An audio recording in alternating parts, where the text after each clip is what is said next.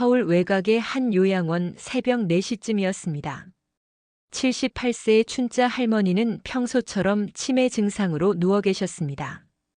그런데 이날 새벽 뭔가 이상한 일이 벌어졌습니다.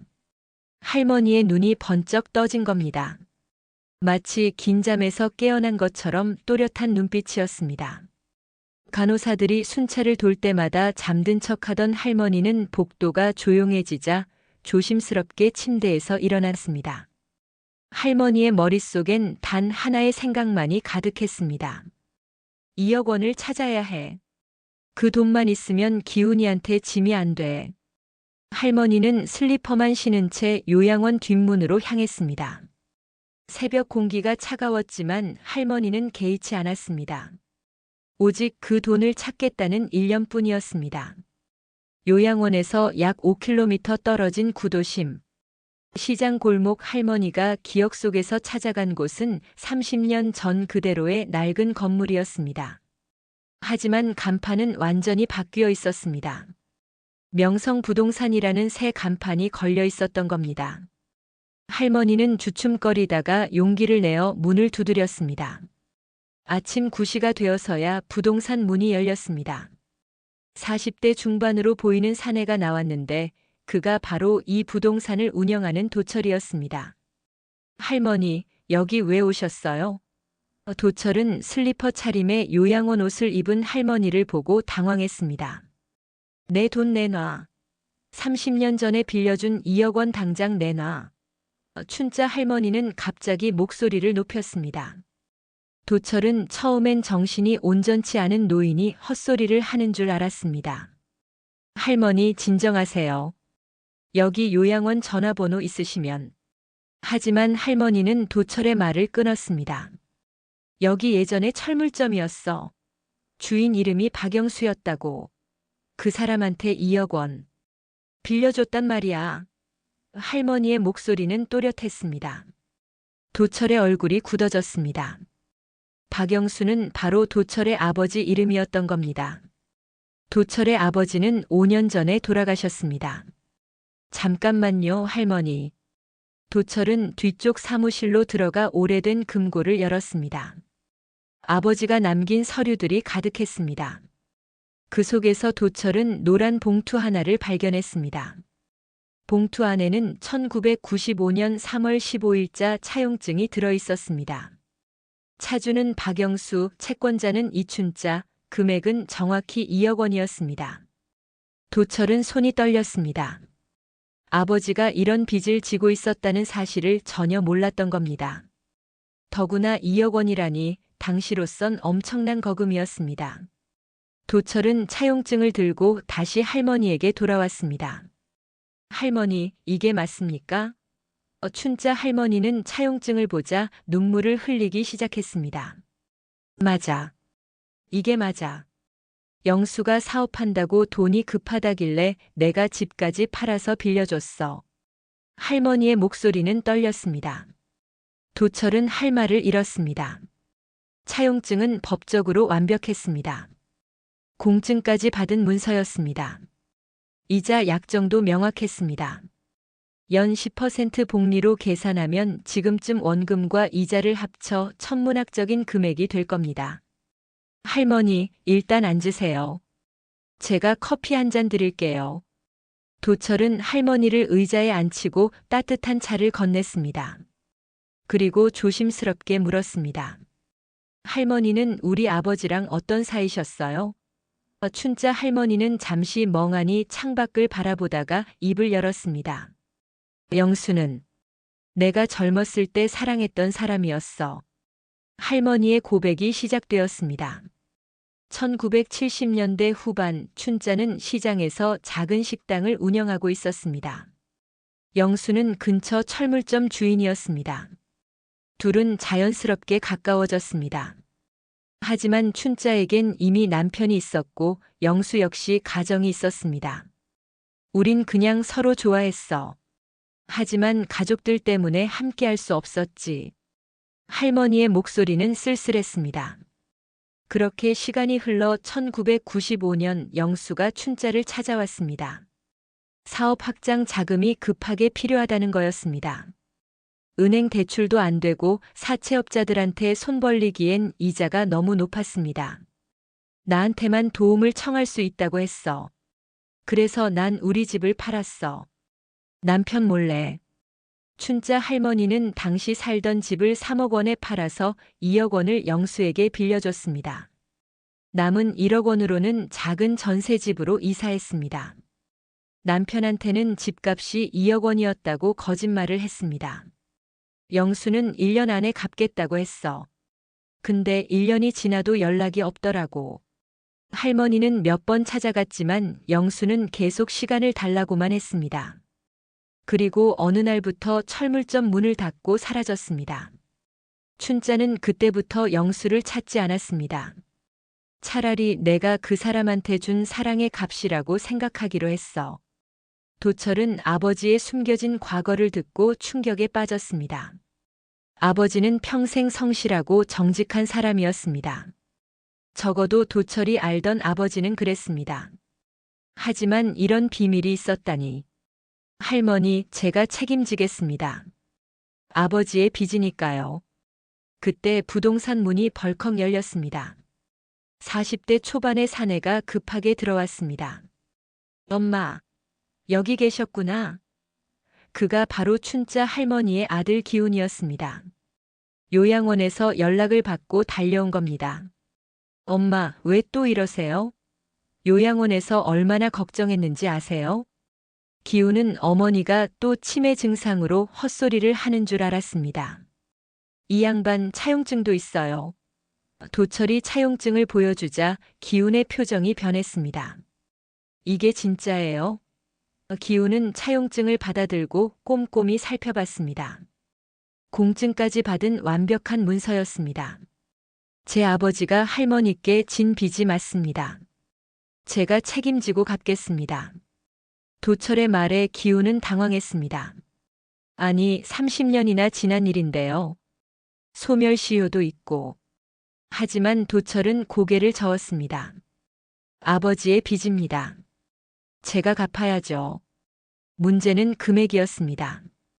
원금 2억 원에 30년간의 이자를 계산하면 최소 10억 원이 넘었습니다. 도철의 부동산 사업은 그럭저럭 잘 되고 있었지만 그 정도 금액을 한꺼번에 내놓긴 어려웠습니다. 일단 할부로라도 갚겠습니다. 매달 1,000만 원씩. 도철의 제안에 기훈이 손사래를 쳤습니다. 아니에요. 그럴 필요 없어요. 우리 엄마 치매가 심해서 정신이 온전치 않거든요. 법적으로 이 돈 받을 수도 없고. 하지만 춘자 할머니가 갑자기 소리쳤습니다. 내가 미쳤어? 나 멀쩡해. 그 돈은 내가 집 팔아서 만든 거라고. 기훈은 어머니의 말을 듣고 충격을 받았습니다. 엄마, 그게 무슨 소리예요? 우리 집은 2억에 팔았잖아요. 춘자 할머니는 고개를 저었습니다. 아니야, 3억에 팔았어. 너희 아버지한테 거짓말했던 거야. 미안하다. 할머니는 그 말을 마지막으로 갑자기 쓰러졌습니다. 엄마, 엄마. 기훈이 어머니를 부둥켜 안았습니다. 도철은 급히 119에 전화했습니다. 구급차가 도착하고 춘자 할머니는 병원으로 실려갔습니다. 기훈도 함께 구급차에 탔습니다. 도철은 그 모습을 멍하니 바라보다가 부동산 문을 닫고 집으로 돌아갔습니다. 집에 돌아온 도철은 아버지가 남긴 유품들을 꺼내기 시작했습니다. 오래된 일기장, 사진들, 서류들을 하나하나 뒤적였습니다. 그러던 중 아버지의 일기장에서 춘자 할머니에 대한 기록을 발견했습니다. 춘자에게 미안하다. 내가 너무 큰 죄를 지었다. 그 돈을 갚을 방법이 없다. 일기는 계속 이어졌습니다. 사업은 실패했다. 춘자에게 빌린 돈을 모두 날렸다. 어떻게 해야 할지 모르겠다. 그리고 마지막 장에는 이런 글이 적혀 있었습니다. 춘자야, 미안하다. 내가 너무 비겁했다. 너를 사랑했지만 책임지지 못했다. 이 빚은 내 아들에게 남긴다. 언젠가 갚아줄 거라 믿는다. 도철은 눈물을 흘렸습니다. 아버지가 평생 이런 죄책감을 안고 살았다는 사실이 가슴 아팠습니다. 도철은 결심했습니다. 아버지의 빚을 갚겠다고. 하지만 어떻게 그 큰 돈을 마련할 것인가가 문제였습니다. 다음 날 아침 도철은 은행을 찾았습니다. 자신이 가진 부동산을 담보로 대출을 받기로 했습니다. 부동산 건물과 자신의 집까지 모두 담보로 잡으면 약 7억 원 정도는 마련할 수 있었습니다. 부족한 3억 원은 부동산을 팔아서라도 만들 생각이었습니다. 대출 심사를 받는 동안 도철은 춘자 할머니가 입원한 병원을 찾아갔습니다. 기운을 만나 정확한 이야기를 들어야겠다고 생각했습니다. 병실 앞에서 기운을 만난 도철은 조심스럽게 말을 꺼냈습니다. 어머님 상태는 어떠세요? 의식은 돌아오셨는데 다시 치매 증상이 심해지셨어요. 어제 있었던 일도 기억 못하시고 기운의 목소리는 지쳐 있었습니다. 도철은 가방에서 서류 봉투를 꺼냈습니다. 이거 제가 준비한 변제 계획서입니다. 일단 5억 원은 이번 달 안에 드리고. 기운이 손사래를 쳤습니다. 정말 괜찮습니다. 우리 엄마 상태가 이러신데 무슨 돈을. 그리고 30년이나 지난 일이잖아요. 하지만 도철은 고집을 부렸습니다. 아니에요. 아버지의 빚은 제가 갚아야 합니다. 그게 제 도리입니다.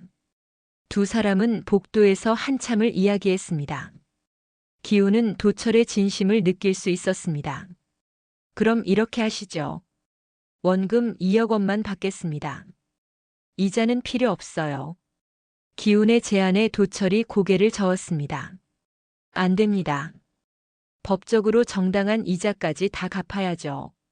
병실 안에서 춘자 할머니는 창밖을 멍하니 바라보고 있었습니다. 간호사가 식사를 가져왔지만 손도 대지 않았습니다. 기훈이 병실로 들어가자 할머니가 고개를 돌렸습니다. 너 누구야? 할머니는 아들조차 알아보지 못했습니다. 엄마 저예요. 기훈이요. 기훈은 어머니의 손을 잡았습니다. 하지만 할머니는 손을 뿌리쳤습니다. 난 아들 없어. 기훈의 눈에 눈물이 맺혔습니다. 매번 반복되는 일이었지만 익숙해지지 않았습니다. 도철은 문 밖에서 그 모습을 지켜보다가 조용히 병원을 나왔습니다. 일주일 후 도철의 대출이 승인되었습니다. 7억 원이 통장에 들어왔습니다. 도철은 부동산 매물을 내놓았습니다. 다행히 입지가 좋아서 빠르게 매수자가 나타났습니다. 4억 원의 매매 계약이 체결되었습니다. 이제 총 11억 원이 모였습니다. 도철은 변호사를 찾아가 정확한 변제액을 계산했습니다. 원금 2억 원에 30년간의 법정 이자를 계산하면 약 9억 원 정도가 나왔습니다. 도철은 넉넉하게 10억 원을 준비하기로 했습니다. 남은 1억 원은 당장 생활비가 필요했습니다. 하지만 문제가 생겼습니다. 춘자 할머니가 치매로 의사결정 능력이 없다는 진단을 받은 겁니다. 법원에서 성년 후견인을 선임해야 돈을 받을 수 있었습니다. 기훈이 후견인 신청을 했지만 절차가 복잡하고 시간이 오래 걸렸습니다. 도철은 기다리는 동안 춘자 할머니를 자주 찾아갔습니다. 과일도 사가고 식사도 챙겨드렸습니다. 할머니는 도철을 볼 때마다 다른 반응을 보였습니다. 어떤 날은 웃으며 반겼고 어떤 날은 누군지 몰라 경계했습니다. 하지만 도철은 꾸준히 병문안을 다녔습니다. 한 달이 지나고 기훈이 정식으로 어머니의 성년 후견인으로 선임되었습니다. 도철은 즉시 10억 원을 춘자 할머니 명의의 통장으로 송금했습니다. 기훈은 통장을 보고 깜짝 놀랐습니다. 이렇게 큰 돈을. 정말 감사합니다. 도철은 고개를 숙였습니다. 아버지 대신 사과드립니다. 30년이나 늦어서 죄송합니다. 기훈도 머리를 숙였습니다. 아닙니다. 오히려 저희가 감사드려야죠. 이 돈으로 어머니 치료에 최선을 다하겠습니다. 춘자 할머니에게 돈이 들어왔다는 소식을 전하자 할머니는 잠시 정신이 들었습니다. 영수가 갚아줬어? 할머니의 물음에 기훈이 고개를 끄덕였습니다. 네, 엄마. 그분 아들이 다 갚아줬어요. 할머니는 희미하게 미소 지었습니다. 다행이다. 이제 마음 편히 갈 수 있겠네. 3일 후 기훈은 이상한 전화를 한 통 받았습니다. 검찰청에서 걸려온 전화였습니다. 춘자 할머니 보호자가 맞으신가요? 급하게 확인할 게 있어서 연락드렸습니다. 기훈이 검찰청을 찾아가자 경제범죄 전담 검사가 기다리고 있었습니다. 최근 어머님 통장에 10억 원이 입금됐죠? 기훈은 고개를 끄덕이며 도철과의 합의 사항을 설명했습니다. 검사는 심각한 표정으로 말했습니다. 도철이 마련한 10억 원 중 대출받은 7억 원은 문제가 없었습니다. 하지만 부동산을 팔아 마련한 4억 원에 문제가 있었습니다. 그 부동산은 사실 도철의 소유가 아니었던 겁니다. 아버지 박영수 명의로 되어 있었고 상속 절차도 제대로 밟지 않은 상태였습니다. 더 큰 문제는 박영수에게 다른 채권자들이 있었다는 겁니다. 박영수가 죽기 전 여러 곳에서 돈을 빌렸고 그 채권자들이 부동산에 가압류를 걸어둔 상태였습니다. 도철이 그 사실을 모르고 부동산을 판 것은 명백한 사기 행위였습니다. 도철 씨가 고의로 한 건 아닌 것 같습니다. 하지만 법적으로는 문제가 있습니다. 검사의 말에 기훈은 당황했습니다. 그럼 우리가 받은 돈을 돌려줘야 하나요? 검사는 고개를 끄덕였습니다. 일단 수사가 진행되는 동안 그 돈은 동결됩니다. 기훈은 급히 도철에게 연락했습니다. 도철도 자신이 저지른 실수를 그때서야 깨달았습니다. 아버지 명의의 부동산을 상속받지 않고 판 것, 다른 채권자들의 존재를 확인하지 않은 것, 모두 치명적인 실수였습니다. 도철은 검찰 조사를 받았습니다. 고의가 아니었다는 점은 인정받았지만 법적 책임은 피할 수 없었습니다. 부동산 매수자는 계약 취소와 손해배상을 요구했습니다. 박영수의 다른 채권자들도 줄줄이 나타났습니다. 총 채무액이 15억 원이 넘었습니다. 도철은 모든 것을 잃었습니다. 자신의 집도 팔고 대출도 상환해야 했습니다. 결국 파산 신청을 할 수밖에 없었습니다. 기훈은 미안한 마음에 도철을 찾아갔습니다. 제가 돈을 안 받겠다고 했어야 하는 건데. 도철은 쓸쓸하게 웃었습니다. 아니에요. 제 잘못입니다. 아버지의 빚을 갚으려다 더 큰 빚을 만들어버렸네요. 도철의 목소리는 쓸쓸했습니다. 기훈은 할 말이 없었습니다. 춘자 할머니의 통장에 들어왔던 10억 원은 법원의 결정으로 모두 압류되었습니다. 한 달 후 춘자 할머니는 조용히 눈을 감았습니다. 마지막 순간 할머니는 기훈의 손을 꼭 잡고 말했습니다. 기훈아, 엄마가 바보였어. 사랑이라는 이름으로 너희한테 집만 남겼구나. 기훈은 어머니의 손을 꼭 잡고 울었습니다. 장례식장에는 도철도 찾아왔습니다. 그는 춘자 할머니의 영정 앞에서 오랫동안 절을 했습니다. 할머니 죄송합니다. 아버지 빚도 제대로 못 갚고. 도철의 눈에서 눈물이 흘렀습니다. 기훈은 도철의 어깨를 다독였습니다. 형, 괜찮아요. 형도 최선을 다한 거잖아요. 장례를 치르고 난 후 기훈은 어머니의 유품을 정리했습니다. 오래된 상자 하나가 나왔습니다. 상자 안에는 낡은 편지들이 가득했습니다. 모두 박영수가 춘자에게 보낸 편지들이었습니다. 기훈은 한 장 한 장 읽어 내려갔습니다. 편지에는 박영수의 진심 어린 사랑이 담겨 있었습니다. 춘자, 당신이 없었다면 난 이미 무너졌을 거요. 당신은 내 삶의 전부요. 하지만 마지막 편지는 달랐습니다. 춘자, 미안하오. 나는 당신을 배신했소. 당신의 돈을 모두 날렸소. 이제 당신 앞에 설 면목이 없소. 기훈은 편지를 읽으며 어머니의 삶을 이해하게 되었습니다. 어머니는 단순히 돈을 빌려준 게 아니었습니다. 사랑하는 사람을 돕고 싶었던 겁니다. 그 대가가 너무 컸을 뿐이었습니다. 기훈은 편지들을 다시 상자에 넣고 깊은 한숨을 쉬었습니다. 도철은 파산 절차를 밟으며 새로운 삶을 시작했습니다. 부동산 중개업 자격증은 빼앗겼지만 다른 일을 찾아야 했습니다. 건설 현장에서 막노동을 하며 하루하루를 버텼습니다. 밤에는 편의점 야간 아르바이트를 했습니다. 몸은 힘들었지만 마음은 조금씩 가벼워졌습니다. 1년이 지났습니다. 기훈은 어머니가 남긴 요양원비와 병원비를 모두 정리했습니다. 춘자 할머니의 통장에 압류됐던 돈도 법원의 최종 판결로 채권자들에게 분배되었습니다. 기훈에게 돌아온 건 아무것도 없었습니다. 하지만 기훈은 담담했습니다. 어느 날 기훈은 도철에게 연락했습니다. 형, 밥 한번 먹읍시다. 두 사람은 작은 식당에서 만났습니다. 소주 한 잔을 나누며 그동안의 이야기를 나눴습니다. 요즘 어떻게 지내세요? 기훈의 물음에 도철이 쓸쓸하게 웃었습니다. 그냥 버티고 있습니다. 빚은 다 갚았고 이제 처음부터 다시 시작하는 거죠. 도철의 목소리에는 체념과 희망이 섞여 있었습니다. 기훈이 소주잔을 들었습니다. 우리 부모님들의 사랑도 빚도 이제 다 끝났습니다. 형도 저도 이제 우리 인생을 삽시다. 두 사람은 소주잔을 부딪혔습니다.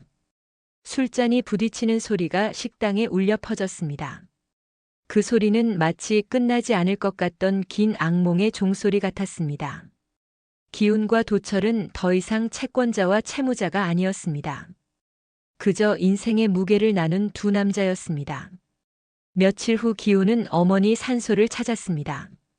산소 앞에 앉아 조용히 말했습니다. 엄마, 이제 다 끝났어요. 엄마가 사랑했던 그 사람 아들도 빚을 갚으려고 노력했어요. 비록 실패했지만요. 엄마, 이제 편히 쉬세요. 기훈은 산소에 절을 하고 일어섰습니다. 산 아래로 펼쳐진 도시의 풍경이 보였습니다. 수많은 건물들, 바쁘게 움직이는 사람들, 모두 각자의 삶을 살아가고 있었습니다. 기훈도 이제 자신의 삶을 살아가야 했습니다. 도철 역시 아버지 산소를 찾았습니다. 아버지, 제가 아버지 빚을 갚으려다 실패했습니다. 하지만 최선을 다했습니다. 이제 용서해 주세요. 도철은 산소 앞에서 한참을 울었습니다. 평생 쌓아온 것들을 모두 잃었지만 이상하게도 마음은 홀가분했습니다. 6개월이 더 지났습니다. 도철은 작은 부동산 사무실의 직원으로 취직했습니다. 중개업 자격증은 없었지만 경험이 많아서 사무보조로는 충분했습니다. 월급은 많지 않았지만 규칙적인 생활을 할 수 있었습니다. 조금씩 저축도 시작했습니다.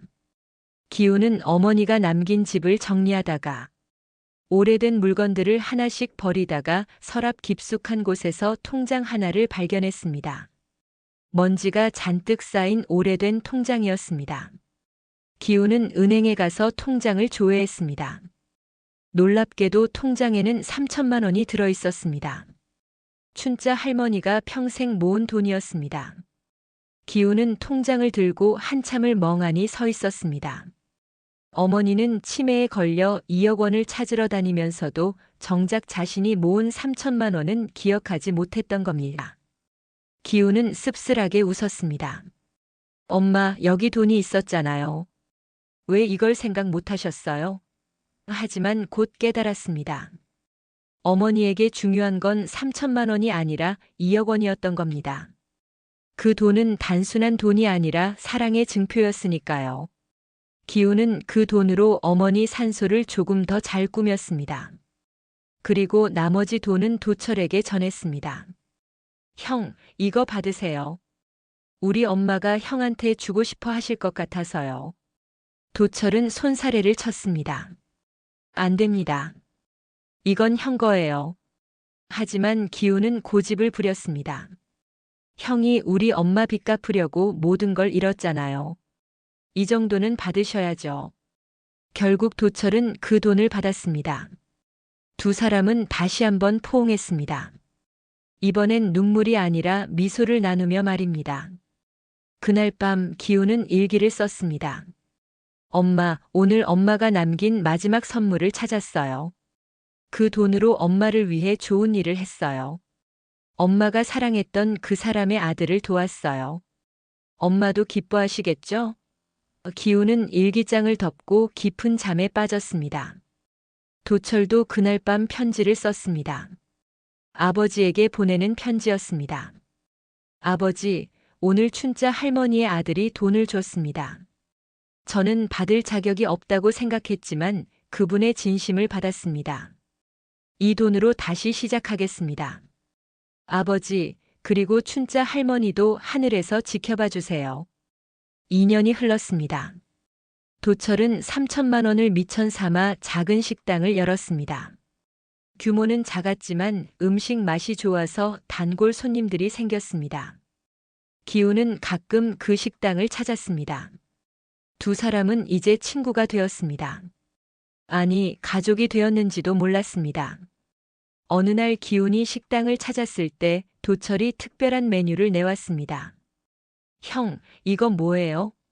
기훈이 물었습니다. 도철이 웃으며 대답했습니다. 춘자 할머니가 옛날에 하시던 식당 메뉴예요. 제 아버지 일기장에 적혀 있더라고요. 기훈은 한 숟가락 떠서 입에 넣었습니다. 순간 눈물이 났습니다. 어린 시절 어머니가 해주시던 바로 그 맛이었습니다. 엄마 맛이네요.